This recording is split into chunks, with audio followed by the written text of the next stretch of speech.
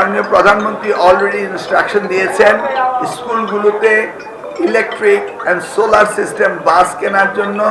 এই বাসগুলো উনি ট্যাক্স ফ্রি করে দেবেন, এটা ঘোষণা দিয়েছেন।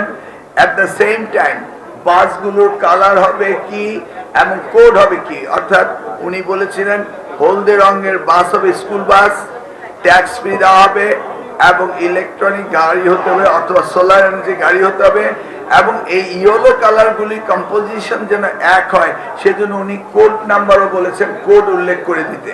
তাহলে ইন ফিউচার আস্তে আস্তে শহরের স্কুলগুলো বা বরিশাল ডিভিশনে যদি যাদের স্কুল বাস হয় তারা ব্যাটারি সিস্টেম বাস কিনতে পারে এবং it will be very good. আমাদের ফুয়েল কনজাম্পশন আগামী দিনের জন্য চেষ্টা করতে হবে, কারণ আমরা তো ফুয়েল উৎপাদন করি না। মেট্রোপলিটন সিটি যেখানে ট্রাফিক কনজাংশন হয়, যেখানে আননেসেসারি ট্রাফিকের কারণে আমরা ফুয়েল বার্ন করি, যেখানে প্রতিটি পিতা একটি করে গাড়ি নিয়ে যান এবং সকলেই তাদের সন্তানকে একাধিক টিউটরিং করান, এই অ্যাফ্লুয়েন্স সোসাইটি ছেলে মেয়েদেরকে এই মুহূর্তে ঢাকা শহরের ট্রাফিক যানজট নিরসনের জন্য এই উদ্যোগটির কথা আমরা চিন্তা করছি।